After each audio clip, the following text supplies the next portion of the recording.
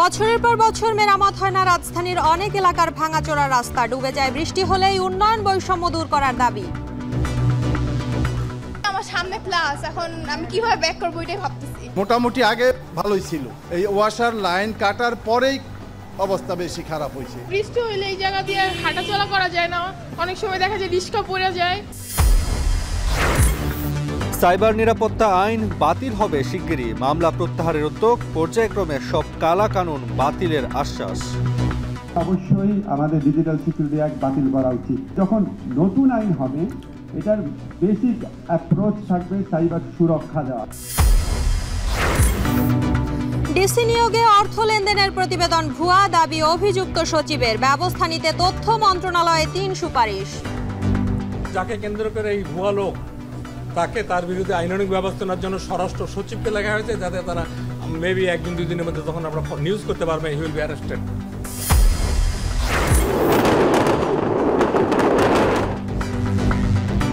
এবং লেবাননে একযোগে ইসরায়েলের বিমান ও স্থল হামলা, স্যাটেলাইট ছবিতে ইরানি হামলায় তেল আবিবের বিমান ঘাঁটির ক্ষয়ক্ষতির চিহ্ন।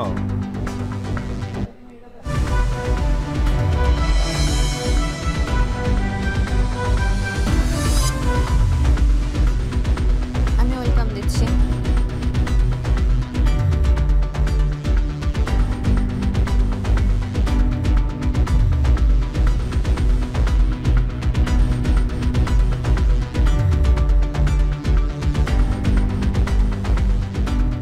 শুনছিলেন শান্তবাজারের শিরোনামপুর আয়োজনে আপনাদের সঙ্গে আছি আমরা দুজন, আমি শম্পা বিশ্বাস এবং আমি তাসওয়ার নাফি।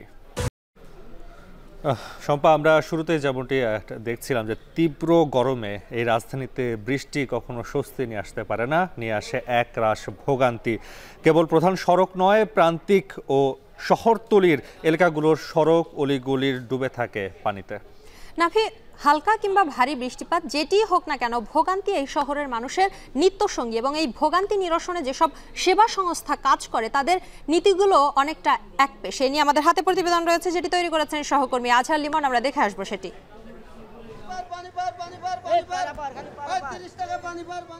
নদী নেই, কিন্তু পারাপারের প্রশ্ন। কৌতূহল থেকেই আমাদের এই পারাপার বাহনে উঠে পড়া। টিকাটলি ওভারব্রিজ থেকে আমাদের গন্তব্য সেন্ট্রাল উইমেন কলেজ। এই এলাকাটি প্রশাসনিক হেডকোয়ার্টার সচিবালয় থেকে মোটামুটি 1 কিলোমিটার দূরত্বে, রাষ্ট্রপ্রধানের বাসভবন থেকে আধা কিলোমিটার দূরে। যেতে যেতে আমাদের কথা হয় ভ্যান চালক আনিসের সঙ্গেও। এমনি তো কেউ 80-100 টাকা রিক্সায় ওঠে না, ভাড়া বেশির কারণে একটু জলবদ্ধতা সৃষ্টি হলে আমাদের এখানে ভ্যানে উঠে আমাদেরও সুবিধা হয়, কিছু ভাড়া মারতে পারি। অফিসমুখী আর স্কুলগামীদের ভোগান্তি যে আছে তা সবারই জানা, কিন্তু এই যে একটু বৃষ্টি হলেই যে সড়কের এই নদীময় পরিস্থিতি, তার ভুক্তভোগী কে নয়? দেখা গেল ডুবে গেছে ডিসপেন্সারি, ভেসে যাচ্ছে কাঁচা সবজির দোকান। ক্লাস করতে আসছিলাম, আমি তো এসে পুরো অবাক, রিক্সাও যাচ্ছিল না। অল্প বৃষ্টি হইলে পুরো পানিতে বইরা জায়গা, এখন কিছু করে না, আমরা তো কর্মক্ষেত্রে যাওয়ার লাগে, কাজকাম করুন লাগে। আজকে একটু বেশি হয়েছে, অন্যদিনও থাকে কিন্তু আজকে একটু বেশি হয়েছে। গুলশান বানানে এগুলো হলো আপনার ভিআইপি, এদিকে মনে করেন যে সরকার দেখে না, ওইদিকে হালকা বৃষ্টি আসলে পানি বাইসে যায়। গাড়ির সিটিআই আর ইউনিট ইলেকট্রিক যন্ত্রপাতি এগুলোর প্রবলেম হয়ে যায় পানিতে ডুবে গেলে। দেখতে খালের মতো মনে হলেও এই সড়কটি নদী বা খাল নয়, এবং এই কারণেই এই চলাচলের এই পথটা আরও বেশি ভয়ঙ্কর হয়ে উঠেছে। কারণ জলবদ্ধ এই সড়কের নিচেই আছে খোলা ম্যানহোল এবং খানাখন্দ, যে কারণে এখানে প্রায় দুর্ঘটনা ঘটে। এবং আমরা এই এলাকাতে পুরো যে চিত্রটি দেখলাম, যে শুধু এই অভয় দাস লেন নয়, টিকাটুলির প্রতিটি অলিগলির চিত্রই কিন্তু এমন। কিন্তু প্রশ্ন হলো যে শহরের বাকি যে সড়কের অবস্থা কি ভালো? রাস্তার যে ভোগান্তি ভাই, আমাকে ভাই খালি গাড়ি পরে আর কান্দি ভাই, পুরো পাবলিক শুদ্ধ ভোগে ভাই। দেখছেন ওই যে গাড়িটার অবস্থা দেখেন, ওই পাশে পারা দেন, ওই পাশে পারা দেন। এই রেলওয়ের কাজ করছে, জায়গা কোনো ভাঙ্গা চুরে থুয়ে দিছে, এটি কোনো একটু ময়লা টয়লা ইটা পাথর ফালায় তুলে তো মানুষ চলাচল করতে পারে। রাস্তার অবস্থা অনেক খারাপ, প্রত্যেক দিন এই সমস্যা। গাড়ি গুড়ি মানে সব উল্টে টুল্টে পড়ে ভাই, কষ্ট মামা, গাড়ি চালানো অনেক কষ্ট। বলা যায় গুলশান, বনানী, উত্তরার মতো উচ্চবিত্তের এলাকা বাদে প্রতিটি অলিগুলির পরিস্থিতি এমন।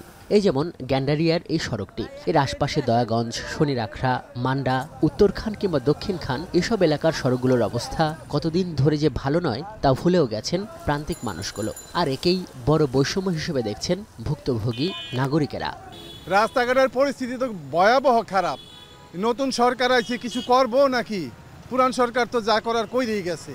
বৃষ্টি হইলে এই জায়গা দিয়ে হাঁটা চলা করা যায় না, অনেক সময় দেখা যায় রিস্কা পড়ে যায়। গুলশান, উত্তরা, বনানী এমন যে ওই এলাকাগুলো যত উন্নত, ঢাকা সিটির মধ্যে গ্যান্ডারিয়া এমন উন্নত না। আমরা সবাই তো নিম্নমানের মানুষ দেখে এই অবস্থা। সংবিধান অনুযায়ী সবাই সমান হলো, বাস্তবে সেটা হয় না, আইনে রূপায়ণ হয় না। সত্যি বলতে একটা বৈষম্যের মতো জিনিসটা হলো। নগর পরিকল্পনাবিদরা মনে করেন বৈষম্যহীন বাংলাদেশের যে দাবি উঠেছে তা নিশ্চিত করতে শহরের ভেতরের এই উন্নয়ন বৈষম্য ঘোচাতে হবে। গুলশান, ধানমন্ডির মতো এলাকাতে যদি কখনো কোথাও খোরাখুরি হয়, সেটা কয়েকদিনের মাথায় সেটাকে ঠিক করে ফেলা হয়। বিপরীতে আমাদের অনেক প্রান্তিক এলাকা শহরের, যেগুলো মান্ডা, মুগদা, এই ধরনের এলাকাতে বছর পর বছর ধরে দেখা যাচ্ছে যে রাস্তাঘাট, খালাখন্দ এগুলোকে মেরামত করা হচ্ছে না। অনুন্নত এলাকার যে কোনো ধরনের রাস্তাঘাট থেকে শুরু করে আমাদের জলাবদ্ধতা, সেটাকে অগ্রাধিকার দিয়ে আমাদের উন্নয়ন পরিকল্পনা করা উচিত, যেন আমাদের উন্নয়ন দর্শনে যে আমরা বৈষম্যহীন বাংলাদেশের কথা বলছি, সেই বৈষম্যহীন বাংলাদেশের প্রাধান্য পায়।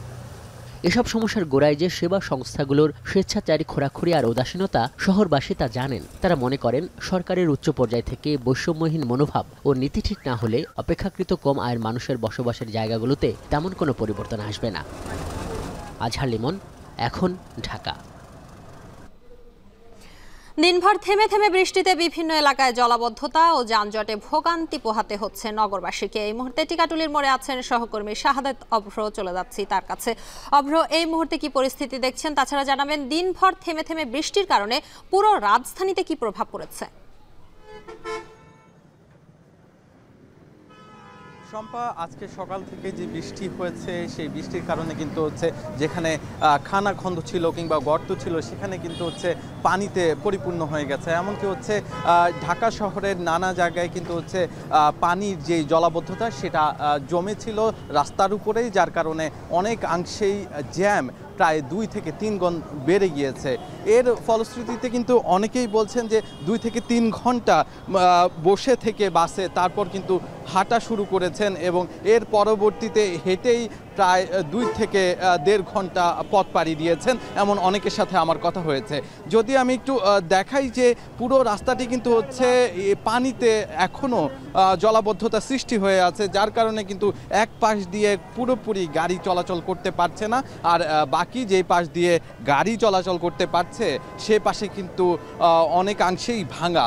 আর আপনি নিশ্চয়ই দেখতে পাচ্ছেন যে যে পাশ দিয়ে বাস চলাচল করছে সেখান দিয়েও কিন্তু হচ্ছে রিক্সা, একই সাথে যেই কারগুলো আছে সেগুলোও কিন্তু হচ্ছে চলাচল করতে হচ্ছে খুবই ধীর গতিতে, যার কারণে এই যে পুরো রাস্তা, এই টিকাতলির আশেপাশে ইত্তেফাক মোড় থেকে শুরু করে মতিঝিল পুরো অংশ জুড়েই কিন্তু হচ্ছে এই মুহূর্তে অনেকটাই জ্যাম এবং পুরো রাস্তাটি পাড়ি দিতে প্রায় 1 থেকে 1.5 ঘন্টা সময় লেগে যাচ্ছে, এমনটাই কিন্তু আমাদেরকে জানিয়েছেন যারা কিনা ভুক্তভোগী আছেন তারা। আর জনভোগান্তির কথা যদি বলতে চাই, আর এই সময়টা মূলত 6টা, 7টা কিংবা 5টার সময় কিন্তু হচ্ছে আশেপাশে, মতিঝিলের আশেপাশে অনেক অফিস আছে যেগুলো কিনা ছুটি হয়, মূলত তারা কিন্তু হচ্ছে অনেক অংশেই এই জনদুর্ভোগের সাক্ষী এবং দুর্ভোগ পোহাতে হচ্ছে তাদেরকে, যার কারণে কিন্তু অনেকেই বলছেন যে এই রাস্তাগুলো যদি ঠিক না করা হয়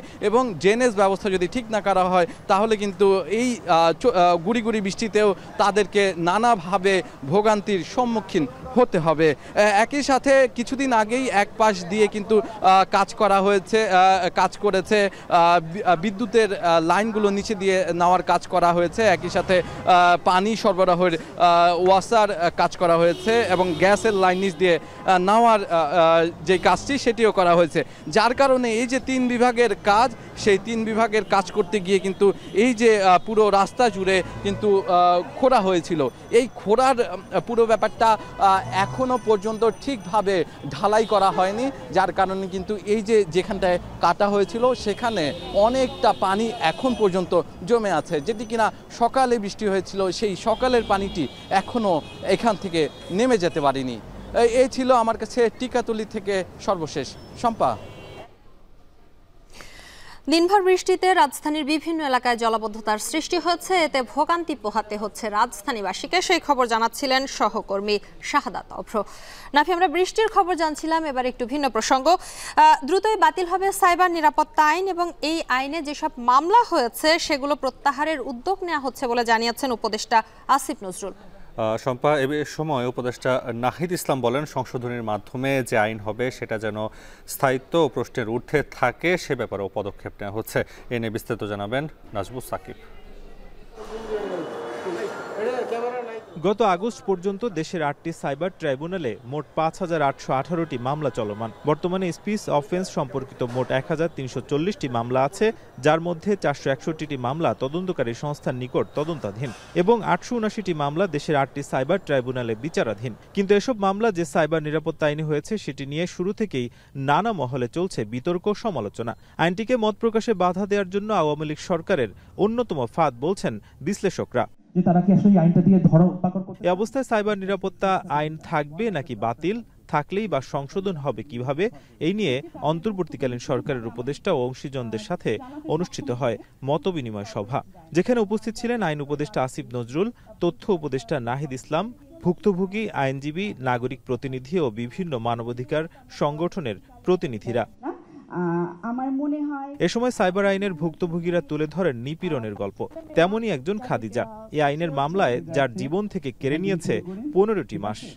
এই যে 15 মাসের বিশেষ কিছু ঘটনার মধ্যে কিছু উল্লেখযোগ্য ঘটনা আছে যে 15 মাসে আমি কখনো আমার বাবাকে দেখতে পারিনি, আমার বাবার সাথে আমি কথা বলতে পারিনি, আমি কখনো ফ্যামিলির মানুষজনের খুব কাছে যেতে পারিনি এই 15 মাসে। ইভেন আমি কোন ধরনের সাফারিংস এর মধ্যে দিয়ে যাচ্ছি, আমার মধ্যে জেলখানায় কোন ধরনের অত্যাচার হচ্ছে, সেই জিনিসগুলো কখনো আমি বাসায় বলতে পারিনি। আমাদের আইনগুলো আছে কি সেগুলো সংক্রান্ত কোনো প্রোটেকশন নাই। সো এখানে কিন্তু আরো অনেক জিনিস যোগ করে এটাকে আসলে যুগোপযোগী করার সুযোগ আছে। মতবিনিময় সভায় উপস্থিত আইন বিশেষজ্ঞ ও বক্তারা সাইবার আইনকে নিপীড়নমূলক আইন হিসেবে তুলে ধরেন। কেউ কেউ সংশোধন আর কেউ কেউ বলেন এই আইন পুরোপুরি বাতিল করা হোক। এই গুরুত্বপূর্ণ তথ্য পরিকাঠামোর ডেফিনেশনটাকে ভেঙে দেওয়া উচিত। আমি নতুন কথাটা এই জন্যই বললাম, এটা থাকা উচিত না। এই ডেফিনেশনগুলো যা আছে এগুলোকে হেট স্পিচ ক্রাইম যেগুলোকে বলা হচ্ছে, এগুলো আনসার্টেন, ভ্যাগ। এই আইনে আরেকটা আছে যে police has got certain powers of certain season. These are functions of the criminal procedure code. এর বাইরে বাড়তি পাওয়ার এই আইনের দেন না পুলিশকে। যে আইনগুলো কর্তৃত্ববাদের সরকারের কর্তৃত্ববাদ বিকাশের অন্যতম হাতিয়ার হিসেবে এবং তার স্থায়ীকরণের চিরস্থায়ী বন্দোবস্ত তৈরি করার অন্যতম হাতিয়ার হিসেবে তৈরি হয়েছিল এবং ব্যবহৃত হয়েছে, তার মধ্যে প্রায় শীর্ষে ছিল আইসিটি থেকে শুরু করে পরবর্তীতে ডিএসএ এবং পরবর্তীতে সিএসএ। এটা এই ব্যাপারে কোনো সন্দেহ নেই এবং সেই যুক্তিতে আমরা মনে করি যে এটি সংশোধনের অযোগ্য, এটাকে বাতিল করা উচিত। এ সময় তথ্য যোগাযোগ ও প্রযুক্তি উপদেষ্টা নাহিদ ইসলাম বলেন, সংশোধনীর মাধ্যমে যে আইন হবে সেটা যেন স্থায়িত্ব ও প্রশ্নের ঊর্ধ্বে থাকে সে ব্যাপারেও পদক্ষেপ নেওয়া হচ্ছে এবং সংশোধনের এই সময়টায় আইনটিকে কিভাবে মোকাবিলা করা হবে তা নিয়েও পরিকল্পনা হচ্ছে। সুরক্ষার জন্যই একটা ইন্টেনশনটা পরিবর্তন করে আমাদের আইনের পরিবর্তন করা দরকার। এখানে অনেক ধরনের প্রস্তাবনা এসেছে, সেই প্রস্তাবনাগুলোকে আমলে নেওয়া উচিত এবং সেটা আমলে নিয়ে নতুনভাবে আসলে আইনটাকে বা পরিবর্তিত যে পরিস্থিতি আছে আরো যেসব বিষয় অ্যাড করা দরকার সংযোজন বিধান করে আইনটা করা উচিত। আইন উপদেষ্টা বলেন, সাইবার নিরাপত্তা আইন বাতিল করা হবে, আইনের মধ্যে তুলে নেওয়া হবে সকল নিবর্তনমূলক ধারা, নতুন আইন হবে সাইবার সুরক্ষা দিতে। এ আইনে যে মামলা হয়েছে সেগুলো প্রত্যাহারের উদ্যোগ নেওয়া হচ্ছে বলে জানান তিনি। অবশ্যই আমাদের ডিজিটাল সিকিউরিটি অ্যাক্ট বাতিল করা উচিত, সেদিকে আমরা যাব। পরবর্তীকালে যখন নতুন আইন হবে এটার বেসিক অ্যাপ্রোচ থাকবে সাইবার সুরক্ষা দেওয়া এবং নাগরিককে সুরক্ষা দেওয়া বিশেষ করে, এবং সেখানে অবশ্যই আমরা নারী এবং শিশুদের ওনাদের স্পর্শকাতরতা বিবেচনা করে সমাজে, আমাদের মতো সমাজে ওনাদের জন্য স্পেশাল সিকিউরিটি রাখার ব্যবস্থা করব।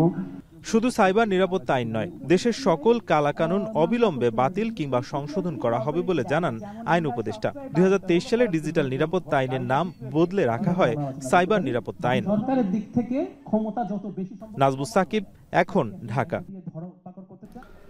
ডিসি নিয়োগকে কেন্দ্র করে প্রকাশিত অর্থ লেনদেনের প্রতিবেদনকে ভুয়া বলে দাবি করেছেন জনপ্রশাসন মন্ত্রণালয়ের সিনিয়র সচিব ডক্টর মোখলেসুর রহমান। সচিবালয়ে এক সংবাদ সম্মেলনে এই কথা বলেন তিনি। অভিযুক্ত সচিব জানান, প্রকাশিত প্রতিবেদনের বিরুদ্ধে ব্যবস্থা নিতে তথ্য মন্ত্রণালয়ে 3টি সুপারিশ দেওয়া হয়েছে। এছাড়া প্রতিবেদনের স্ক্রিনশটে যে আইফোন দেখা গেছে সেটি তার নয় বলেও দাবি করেছেন মোখলেসুর রহমান। এদিকে সংবাদের সত্যতা যাচাই স্বরাষ্ট্র, আইন ও তথ্য প্রযুক্তি বিষয়ক উপদেষ্টা সহ ঊর্ধ্বতন কর্মকর্তাদের নিয়ে কমিটি করা হয়েছে। বিস্তারিত প্রতিবেদনে। জেলা প্রশাসক নিয়োগ নিয়ে জনপ্রশাসন মন্ত্রণালয়ের চুক্তিভিত্তিক নিয়োগ পাওয়া সিনিয়র সচিব মোহাম্মদ মোখলেসুর রহমান ও 2 জন যুগ্ম সচিব ডক্টর জিয়াউদ্দিন আহমেদ ও আলী আজমের জড়িত থাকার অভিযোগ উঠেছে। এই বিষয়ে সামাজিক যোগাযোগ মাধ্যম হোয়াটসঅ্যাপের কথোপকথনের ছবি দিয়ে প্রতিবেদন প্রকাশ করেছে দৈনিক কালবেলা। প্রতিবেদনের তথ্য, পছন্দের জেলা প্রশাসক নিয়োগের জন্য নিজেকে নির্লোভ দাবি করে 5 কোটি টাকা আবদার করেন জনপ্রশাসন সচিব। বিপরীতে যুগ্ম সচিব জিয়াউদ্দিন 5 নয় 10 কোটি টাকা রাখার কথা জানান। তবে প্রতিবেদনে উত্থাপিত অভিযোগ ভুয়া বলে দাবি করেন অভিযুক্ত কর্মকর্তা ডক্টর মোখলেসুর রহমান। বৃহস্পতিবার সচিবালয়ের সাংবাদিকদের প্রশ্নের জবাবে এ দাবি করেন তিনি। সচিব বলেন, প্রতিবেদনকে আমলে নেওয়ার কোনো কারণ নেই। পত্রিকার বিরুদ্ধে ব্যবস্থা নিতে তথ্য মন্ত্রণালয়ে 3টি সুপারিশ দেওয়া হয়েছে। অলরেডি 3টি পদক্ষেপ নেওয়া হয়েছে। এই 3টা চিঠি আমাদের ওয়েবসাইট থেকে নামাই নেবেন। একটা হলো, আমরা তথ্য সচিবকে চিঠি লিখেছি এবং সেখানে এই পত্রিকাটার নাম আছে এবং ব্যবস্থা নেওয়ার জন্য সরাসরি সরকারি চিঠি দেওয়া হয়েছে। এটা প্রেস কাউন্সিল আছে, অন্যান্য যা নিয়ম কানুন আছে আমার চেয়ে আপনারা ভালো জানেন, তারা ব্যবস্থা নিচ্ছে। এছাড়া 3 কোটি টাকার চেক ইস্যুতে অভিযুক্ত ব্যবসায়ীকে দ্রুত গ্রেফতার করার কথাও জানান তিনি। যাকে কেন্দ্র করে এই ভুয়া লোক, তাকে তার বিরুদ্ধে আইনানুগ ব্যবস্থা নেওয়ার জন্য স্বরাষ্ট্র সচিবকে লেখা হয়েছে, যাতে তারা মেবি 1-2 দিনের মধ্যে তখন আমরা নিউজ করতে পারবেন হি উইল বি অ্যারেস্টেড এবং রিমান্ডে তার চলে যাবে।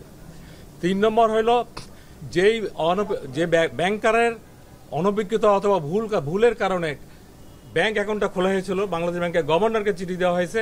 এই ব্যাপারে শুধু ওনার ব্যবস্থাই হবে না, অন্যান্য ব্যাংকও যাতে এরকম আর কোনো সমস্যা না হয় সেই পদক্ষেপ নেওয়া হচ্ছে। এদিকে পত্রিকায় অসত্য প্রতিবেদন প্রকাশ করায় প্রেস কাউন্সিল আইন অনুযায়ী ব্যবস্থা নিচ্ছে বলে জানান জনপ্রশাসন মন্ত্রণালয়ের সিনিয়র সচিব। আতাউর নিয়ন, এখন, ঢাকা। নোবেল বিজয়ী অর্থনীতিবিদ ডক্টর ইউনূসের গ্রামীণ কল্যাণ ট্রাস্টের কর ফাঁকির 666 কোটি টাকা পরিশোধের পূর্ণাঙ্গ রায় লিখতে একজন বিচারপতি বিব্রত বোধ করেছেন। পরে এই মামলার নথি পাঠানো হয় প্রধান বিচারপতির কাছে। এতে করে প্রত্যাহার করা হয়েছে গ্রামীণ কল্যাণ ট্রাস্টের হাইকোর্টের রায়। নতুন করে শুনানির জন্য বেঞ্চ নির্ধারণ করবেন প্রধান বিচারপতি। আরও জানাচ্ছেন জাহিদ হাসান। গত 2 বছর ধরে নিয়মিত আদালতে হাজির হতেন নোবেল বিজয়ী অর্থনীতিবিদ ডক্টর মোহাম্মদ ইউনূস। শ্রম আদালতের মামলায় 6 মাসের দণ্ড হয় তার বিরুদ্ধে, যদিও পরে শ্রম আপিল ট্রাইব্যুনাল সেই রায় বাতিল করে দেন। এ সময় ডক্টর ইউনূসের বিরুদ্ধে কখনো শ্রম আদালত, কখনো জজ কোর্টে, কখনো বা হাইকোর্টে বেশ কয়েকটি মামলার বিচার কাজ চলছিল। নিয়মিত আদালতে হাজির হতেন ডক্টর ইউনূস। এর মধ্যে গেল 4 আগস্ট কর ফাঁকির মামলায় গ্রামীণ কল্যাণ ট্রাস্টের কাছে এনবিআরের পাওনা 666 কোটি টাকা পরিশোধ করতে রায় দেয় হাইকোর্ট, যার শুনানি রয়েছে আপিল বিভাগে। এমন অবস্থায় এই রায়ের পূর্ণাঙ্গ অনুলিপি লিখতে গিয়ে হাইকোর্টের সংশ্লিষ্ট বেঞ্চের কনিষ্ঠ বিচারপতি এস এম মনিরুজ্জামান বিব্রত বোধ করে রায় প্রত্যাহার করে নেন। এ কারণে রায়ের নথি পাঠানো হয়েছে প্রধান বিচারপতির কাছে। এইখানে বিভিন্ন ধরনের বিভিন্ন ট্যাক্স, ভৌতিক ট্যাক্স ধরে দিয়েছেন, অথচ যে ট্যাক্সগুলি দেওয়া হয়েছে এবং অ্যাপ্রুভড হয়েছে, তখন এই গ্রামীণ কল্যাণের পক্ষ থেকে মহামান্য হাইকোর্টে এসে রিট পিটিশন দাখিল করা হলো, কেন এই রিওপেন করাটাকে অবৈধ ঘোষণা করা হবে না? যেখানে কমিশনার অ্যাপ্রুভ করেছে 17 সাল পর্যন্ত, তাহলে কমিশনার যেখানে অ্যাপ্রুভ করেছে, কমিশনারের আদেশ ছাড়া তো তার নিম্নতম কর্মকর্তা ডিসি তো সেটা ওপেন করতে পারে না। পরিবর্তিত রাজনৈতিক পরিস্থিতির কারণে বিচারপতি রায় প্রত্যাহার করেছেন বলে দাবি ডক্টর ইউনূসের আইনজীবীর। তিনি বলেন, নতুন করে শুনানি করে ন্যায় বিচার নিশ্চিত করা হবে। আমাদের প্রধান উপদেষ্টাও বলছেন, যদি আমি দোষী সাব্যস্ত হই তাহলে আমি প্রধান উপদেষ্টার কারণে যেন আমাকে দোষ থেকে অব্যাহতি না দেওয়া হয়। সুতরাং আইনের প্রেক্ষাপটে বিচার বিশ্লেষণ করেই যেন সেটা করা হয়, সেটার জন্য আগামী 25 তারিখ নির্ধারণ করেছেন। ডক্টর মোহাম্মদ ইউনূস অন্তর্বর্তী সরকারের প্রধান উপদেষ্টা হওয়ার পর শ্রম আদালতের মামলা ও অর্থ পাচারের মামলা প্রত্যাহার এবং বাতিল করা হয়েছে। থেমে যায় অন্য সব মামলার বিচার কাজও। জাহিদ হাসান, এখন, ঢাকা। শনিবার দুপুর 2:30টায় রাজনৈতিক দলগুলোর সাথে প্রধান উপদেষ্টার সংলাপ শুরু হবে। প্রথম দিন বিএনপি থাকবে, পরে অন্যান্য দল সংলাপে অংশ নেবে বলে জানিয়েছেন প্রধান উপদেষ্টার তথ্য সচিব শফিকুল আলম। সন্ধ্যায় ফরেন সার্ভিস একাডেমিতে উপদেষ্টা পরিষদের বৈঠক নিয়ে সংবাদ সম্মেলনে এই কথা জানান তিনি। এ সময় প্রধান উপদেষ্টার তথ্য সচিব বলেন, মালদ্বীপ ও কাতারের সাথে বন্দি বিনিময় চুক্তি হয়েছে, যার মাধ্যমে প্রবাসীদের ফিরিয়ে আনতে পারব। এছাড়াও দেশ দুটির সঙ্গে রপ্তানি নীতি নিয়ে আলোচনা হয়েছে। 2024-27 সাল পর্যন্ত $110 বিলিয়ন এক্সপোর্ট করতে চায়। পোশাক শ্রমিকদের দাবি দেওয়ার বিষয়ে প্রধান উপদেষ্টার সঙ্গে আলাপ হয়েছে জানিয়ে শফিকুল আলম বলেন, প্রয়োজনীয় ব্যবস্থা নিতে কড়া নির্দেশ দিয়েছেন ডক্টর ইউনূস। এছাড়াও কালবেলার প্রকাশিত জনপ্রশাসন সচিবের দুর্নীতির রিপোর্ট খতিয়ে দেখতে তদন্ত কমিটি গঠন করা হয়েছে। কমিটির রিপোর্টের ভিত্তিতে ব্যবস্থা নেওয়া হবে। এ সময় গণমাধ্যমগুলোতে যাচাই বাছাইয়ের মাধ্যমে সংবাদ প্রকাশের আহ্বান জানান প্রধান উপদেষ্টার প্রেস সচিব।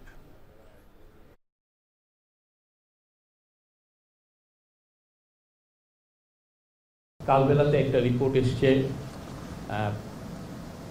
আমাদের জনপ্রশাসন সচিবকে নিয়ে, যেটা এটা নিয়ে আমরা খতিয়ে দেখছি যে আমাদের এই রিপোর্টটার সত্যতা কতটুকু, এবং এটা আমরা আশা করব যে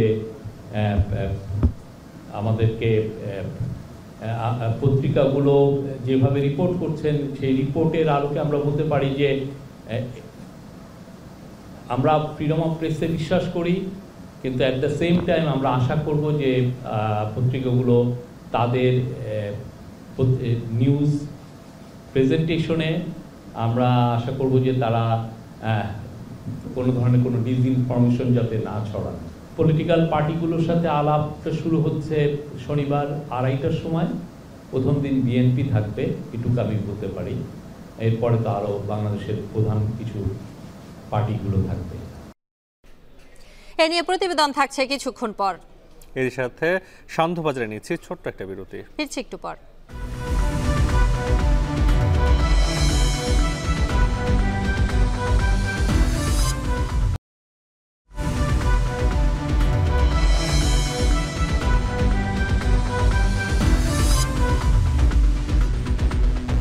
ফিরলাম বিরতির পর। আপনারা দেখছেন শান্তবাজার। নাফিকাল ঢাকা সফরে আসছেন মালয়েশিয়ার প্রধানমন্ত্রী আনোয়ার ইব্রাহিম এবং তার এই সফরকে সামনে রেখে কম খরচে জনশক্তি রপ্তানির আহ্বান জানিয়েছে বায়রা। সোমবার সকালে ঢাকা রিপোর্টার্স ইউনিটিতে এক সংবাদ সম্মেলনে এই দাবি জানায় সংগঠনটি। এ নিয়ে বিস্তারিত জানাবেন সাজিদ আরাফাত। বাংলাদেশের অন্যতম বৈদেশিক মুদ্রা অর্জনের খাত শ্রমবাজার। প্রবাসী কর্মীদের হাত ধরে সমৃদ্ধ হচ্ছে দেশের রিজার্ভ। সম্প্রতি কর্তৃত্ববাদী সরকারের পতনের পর বড় ধরনের পরিবর্তন আসে রেমিটেন্স প্রবাহে। সবশেষ সেপ্টেম্বরে তৃতীয় সর্বোচ্চ $240 কোটি বিলিয়ন রেমিটেন্স পাঠান প্রবাসীরা। কিন্তু শ্রমবাজার চাঙ্গা রাখা এই প্রবাসীরা নানা সময়ে সিন্ডিকেটের কবলে পড়ে হন প্রতারণা ও হয়রানির শিকার। অতিরিক্ত অভিবাসন ব্যয়, রিক্রুটিং এজেন্সির দৌরাত্ম্য আর দুর্নীতির কবলে পড়ে স্বপ্নভঙ্গ হয় হাজারো বিদেশগামী মানুষের। সবশেষ চলতি বছরের 31 মে অতিরিক্ত অভিবাসন ব্যয় ও সিন্ডিকেটের কারণে বন্ধ হয়ে যায় মালয়েশিয়ার শ্রমবাজার। সে সময় বৈধ ভিসা থাকা সত্ত্বেও প্রায় 17,000 কর্মী যেতে পারেননি দেশটিতে। জনশক্তি রপ্তানিকারকদের সংগঠন বায়রার অভিযোগ, বিগত সময়ে বাংলাদেশ ও মালয়েশিয়ার অসাধু সিন্ডিকেট চক্রের কারণে ক্ষতির মুখে পড়েছে শ্রমবাজার। সংবাদ সম্মেলন করে বিভিন্ন অভিযোগ তুলে ধরে সংগঠনটি। তাদের দাবি, কর্মীদের কাছ থেকে হাতিয়ে নেওয়া অতিরিক্ত অর্থ ফেরত দিতে হবে। যার বদলতে বিগত 6 বছরে 7 লক্ষ লোক মালয়েশিয়াতে গমন করে। এই 7 লক্ষ লোক গমনের পিছনে এই যে অতিরিক্ত সার্ভিস চার্জ 6 লক্ষ কোটি টাকা নিয়ে আপনারা হিসাব করেন কত লক্ষ কোটি টাকা বাংলাদেশ থেকে পাচার হয়েছে। আমরা যেটা বলি ফ্লাইট অফ ক্যাপিটাল। আজকে বৈদেশিক মুদ্রার এই অবস্থা কেন, এই হাল কেন? এটা একটা অন্যতম কারণ যে দেশ থেকে বৈদেশিক মুদ্রার আদলে এই টাকাগুলি বেরিয়ে গেছে। যাই হোক, এখন আমাদের সময় এসছে ঘুরে দাঁড়ানোর জন্য। ঢাকায় মালয়েশিয়ার প্রধানমন্ত্রীর সফরকে ঘিরে শ্রমবাজার নিয়ে নতুন করে স্বপ্ন বুনছেন বায়রার নেতারা। তাদের দাবি, সিন্ডিকেট চক্র প্রতিহত করতে সরকারের শীর্ষ পর্যায় থেকে কঠোর ব্যবস্থা নিতে হবে। সিন্ডিকেটের মূল হোতারা বাংলাদেশকে বলেছিল যে মালয়েশিয়ান সরকার সিন্ডিকেট চায়, আর মালয়েশিয়াকে বলেছিল বাংলাদেশ সরকার সিন্ডিকেট চায়। এভাবেই তারা সিন্ডিকেটটাকে আপনার এর আগে বাস্তবায়ন করেছিল। এখন যে কর্মীরা যেতে পারে নাই, আমরা বারবার বলেছি তাদের যে টাকা তাদেরকে ফেরত দিতে হবে। এবং আমরা আজকে দাবি করছি মালয়েশিয়ার মাননীয় প্রধানমন্ত্রী যেহেতু আসবেন, যদি সম্ভব হয় সিন্ডিকেট মুক্তভাবে কম খরচে এই কর্মীদেরকে যদি পাঠানোর সুযোগ থাকে, আমরা এটাকে অ্যাপ্রিশিয়েট করি এবং আমরা এটা দাবি করছি। অভিবাসন বিশেষজ্ঞরা বলছেন, মালয়েশিয়ার প্রধানমন্ত্রীর সফরে শ্রমবাজার বিষয়টি নতুন মাত্রা পাবে। অতীতের অনিয়মের সুষ্ঠু তদন্ত এবং বঞ্চিত কর্মীদের ক্ষতিপূরণ আদায়ের বিষয়টিকেও গুরুত্ব দেওয়ার পরামর্শ তাদের। সর্বোত্তমভাবে যদি তারা যেতে পারেন, এরপরে যখন আবার ভিসার জায়গা তৈরি হচ্ছে, এমনকি যেই সিজনাল ভিসা কথা আমরা শুনছি সেটাও যদি সম্ভব হয়, তাহলে অন্তত প্রাথমিক পর্যায়ে এদের থেকে বাছাই করা যায় কিনা সেটি ব্যাপার আলাপ করা যেতে পারে। সংশ্লিষ্ট মন্ত্রণালয়, দপ্তর, রিক্রুটিং এজেন্সি, এমপ্লয়ার, এদেরকে দায়িত্ব দেওয়া যেতে পারে যাতে এটা পরবর্তীতে সমন্বয়গুলো করা যায়। বাংলাদেশ মালয়েশিয়া অভিবাসন বিষয়ক চুক্তি শুধু প্রতিশ্রুতি নয়, বরং স্বচ্ছতার সাথে বাস্তবায়নের মধ্য দিয়ে দুই দেশের সম্পর্ককে জোরদার করবে বলেও মত অভিবাসন বিশেষজ্ঞদের। সাজিদ আরাফাত, এখন, ঢাকা। যারা ব্যাংক থেকে টাকা নিয়ে পালিয়েছে তাদের পক্ষে যেন কেউ আদালতে দাঁড়াতে না পারে তা নিশ্চিতের দাবি জানিয়েছে ব্যাংক মালিকদের সংগঠন বিএবি। বৃহস্পতিবার অর্থ উপদেষ্টার সঙ্গে বৈঠকে এ আহ্বান জানায় সংগঠনটি। সংগঠনের নেতারা বলেন, ব্যাংক সচল করতে নীতি নির্ধারক ও অংশীজনদের সঙ্গে সমন্বয় করে সিদ্ধান্ত নিতে হবে। এদিকে ব্যাংক মালিকদের যাচাই করে ঋণ দেওয়ার আহ্বান জানিয়েছেন অর্থ উপদেষ্টা। আমরা প্রস্তাব করলাম যারা টাকা নিয়ে দেশ থেকে পালিয়ে গেছে, এই ডিফল্টার যারা, তাদেরকে কোর্টে দেন, যারা তারা আসতে না পারে, তারা করে বিদেশ টাকা ছেলে পেলে সব নিয়ে পালা চলে গেছে। ওখানে ব্যাংকে প্রত্যেক ব্যাংক মিলে টাকা পায় ৫,০০০ কোটি টাকা। আমরা বললাম যে এটা ফিউজিটিভ বলে, পালাতক। পলাতকদের কোনো রাইট নাই যে কোর্টে গিয়ে ওখানে তাদের লোক পাঠায় এবং কোর্টে গিয়ে কেস কন্টেস্ট করে। এটা দেওয়া উচিত নয়, এটা ইমিডিয়েটলি বন্ধ করে দেওয়া উচিত। যাচাই বাছাই করে ঋণ দেবে, পূর্বের মতো যাতে কোনো রকম ত্রুটি বিচ্যুতি না হয়।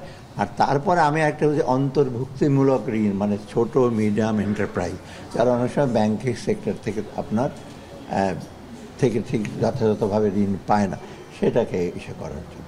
আর সর্বোপরি আমি বলছি গভর্নেন্সটা, স্বচ্ছতা, জবাবদিহিতা এবং পরিচালন এবং গভর্নেন্সের জন্য সুষ্ঠু করে। গ্যাসের রিজার্ভ কমে আসায় জ্বালানি সংকট দেখা দিয়েছে বলে জানিয়েছেন বিদ্যুৎ, জ্বালানি ও খনিজ সম্পদ বিষয়ক উপদেষ্টা ফজল কবির খান। বলেন, সংকট মেটাতে এলএনজি আমদানি করতে বাধ্য হচ্ছে সরকার।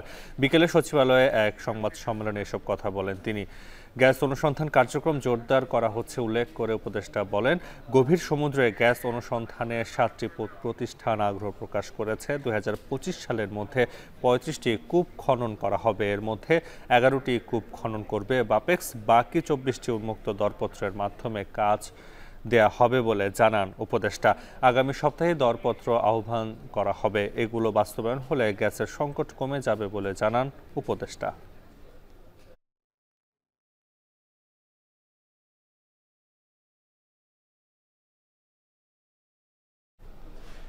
শান্তবাজার এ পর্যায়ে নিচ্ছি আরেকটি বিরতি, ফিরছি কিছুক্ষণের মধ্যেই।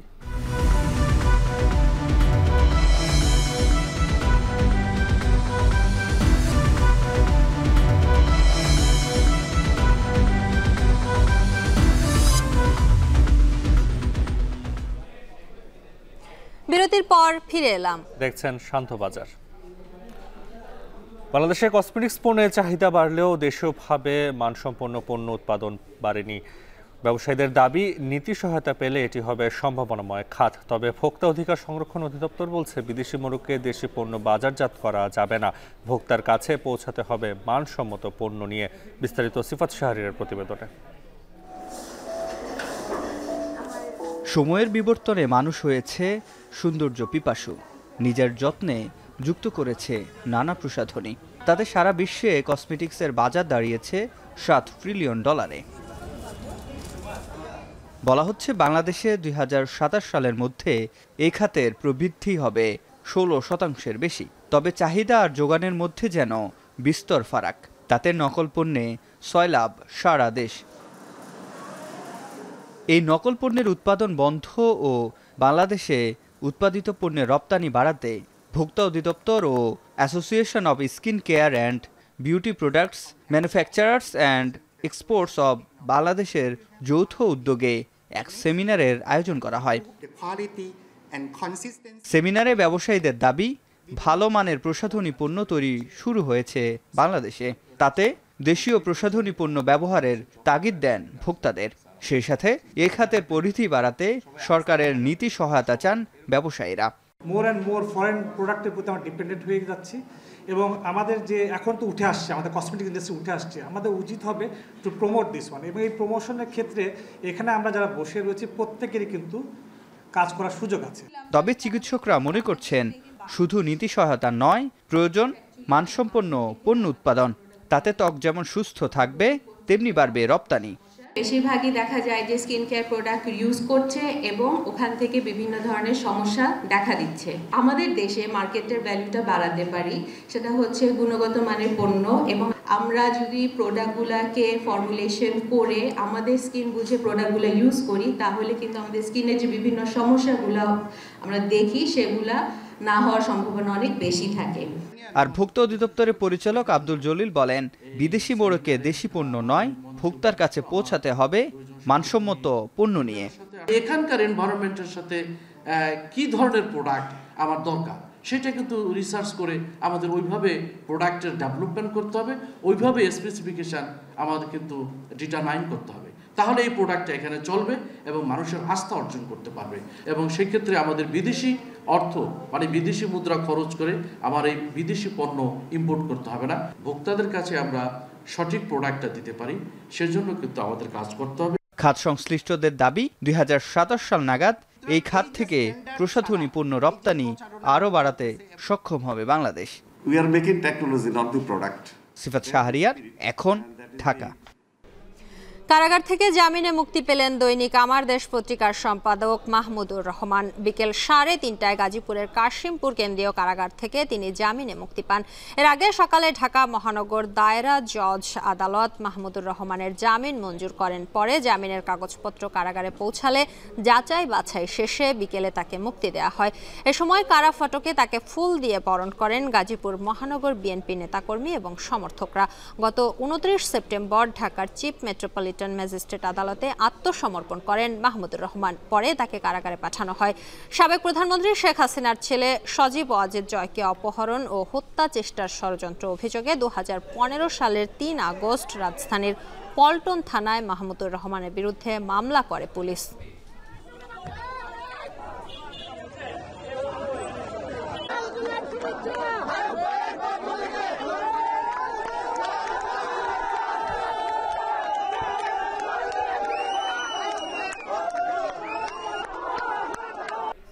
ইরানের ক্ষেপণাস্ত্র হামলার পর লেবাননে সেনা অভিযান আরও জোরদার করেছে ইসরায়েলের সামরিক বাহিনী। এতে নতুন করে আরও 9 জন নিহত হওয়ার খবর নিশ্চিত করেছে আন্তর্জাতিক গণমাধ্যম। আহত হয়েছেন অন্তত 14 জন। আইডিএফ জানিয়েছে লক্ষ্য অর্জন না হওয়া পর্যন্ত চলবে এই সেনা অভিযান। এদিকে স্যাটেলাইট ছবিতে ফুটে উঠেছে তেল আবিবে বিমান ঘাঁটিতে ইরানি হামলার ক্ষয়ক্ষতির চিহ্ন। আন্তর্জাতিক বিভিন্ন গণমাধ্যম বলছে প্রতিশোধ হিসেবে ইরানের পারমাণবিক স্থাপনায় হামলার ছক কষছে ইসরায়েল। বিস্তারিত জানাচ্ছেন তৌহিদুর রহমান।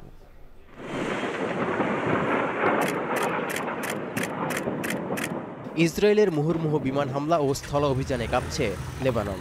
দক্ষিণাঞ্চল ছাড়াও রাজধানী বৈরুতে বেড়েছে হামলার তীব্রতা। বিমান হামলায় এই মুহূর্তে সবচেয়ে ভয়াবহ অবস্থা বৈরুতের শহরতলি দাহিয়ের। আগ্রাসনের মাত্রা যতই বাড়ছে ততই দীর্ঘ হচ্ছে হতাহতের তালিকা। এই মুহূর্তে হিজবুল্লাহ বিরোধী অভিযান আরও জোরালো করতে দক্ষিণের নাবাতি সহ আরও বেশ কয়েকটি শহর থেকে অন্তত 1 লাখ বাসিন্দাকে সরে যাওয়ার বিষয়ে সতর্কও করেছে দখলদাররা। যদিও গত 2 সপ্তাহে ইসরায়েলি বর্বরতায় বাড়িঘর ছাড়া হয়ে উদ্বাস্তু হয়েছেন 12 লাখের বেশি মানুষ। Was terrible situation, really terrible situation. Can't believe it how it's come. So finally I left. When I gone out from the house, I couldn't see my finger. লেবাননে যত বেশি ধ্বংসযজ্ঞ চালানো হচ্ছে ততই নিজেদের শক্ত অবস্থানের জানান দিচ্ছে সশস্ত্র গোষ্ঠী হিজবুল্লাহ। ইসরায়েলি সেনাদের বেশ কয়েকটি ঘাঁটি লক্ষ্য করে বৃহস্পতিবারও রকেট হামলা চালানোর দাবি করছে ইরান সমর্থিত সশস্ত্র সংগঠনটি। এর মধ্যে বুধবারের স্থল অভিযানে হিজবুল্লাহর হাতে প্রাণ গেছে অন্তত ৮ ইসরায়েলি সেনার। তেল আবিবকে লক্ষ্যবস্তু করে ড্রোন হামলা চালানোর দাবি করছে ইয়েমেনের হুতিরাও। আগ্রাসন বন্ধ না করলে ইসরায়েলের বিরুদ্ধে আরও কঠোর হওয়ার হুঁশিয়ারিও দিয়েছে হুতি বিদ্রোহীরা। তবে চূড়ান্ত বিজয় অর্জনের আগ পর্যন্ত কিছুতেই অভিযান বন্ধ করবে না বলে সাফ জানিয়ে দিয়েছে ইসরায়েলও। تأتي هذه العملية ضمن المرحلة الخامسة في معركة الفتح الموعود والجهاد المقدس إسنادا لطوفان الأقصى. איראן תקפה מרחבים אזרחיים וסיכנה חיי אזרחים רבים. הודות להתנהגות אזרחית נכונה ולהגנה מאוד איכותית, הנזק קטן יחסית.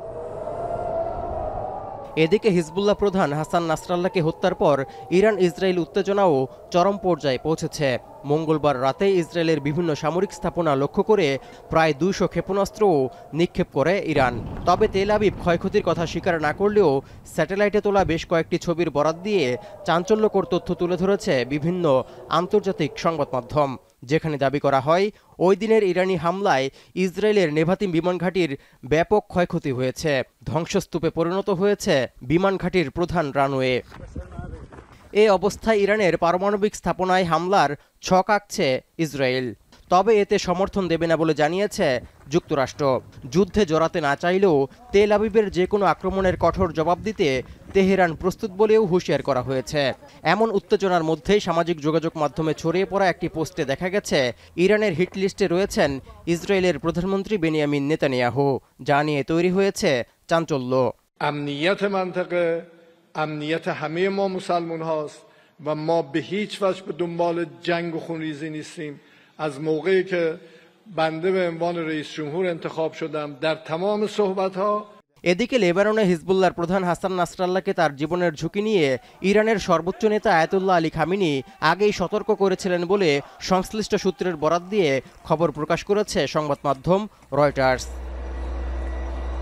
তৌহিদুর রহমান, এখন বিশ্ব। সান্ধ্যবাজার এ পর্যায়ে নিচ্ছি আরও একটি বিরতি, ফিরছে কিছুক্ষণের মধ্যেই।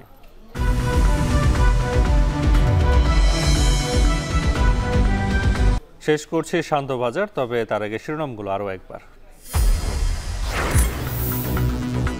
সাইবার নিরাপত্তা আইন বাতিল হবে শিগগিরই, মামলা প্রত্যাহারের উদ্যোগ, পর্যায়ক্রমে সব কালাকানুন বাতিলের আশ্বাস।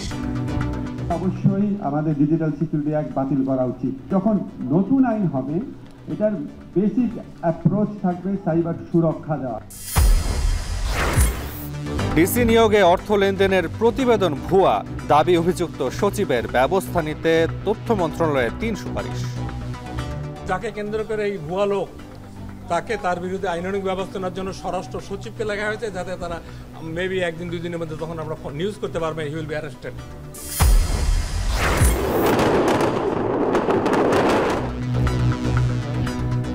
লেবাননে একযোগে ইসরায়েলের বিমান ও স্থল হামলা, স্যাটেলাইট ছবিতে ইরানি হামলায় তেল আবিবের বিমান ঘাঁটির ক্ষয়ক্ষতির চিহ্ন।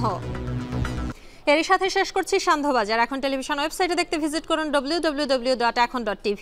এছাড়া ফেসবুক দেখতে ভিজিট করুন facebook.com/tv.ekhon এবং ইউটিউব দেখতে ভিজিট করুন youtube.com/ekhon TV।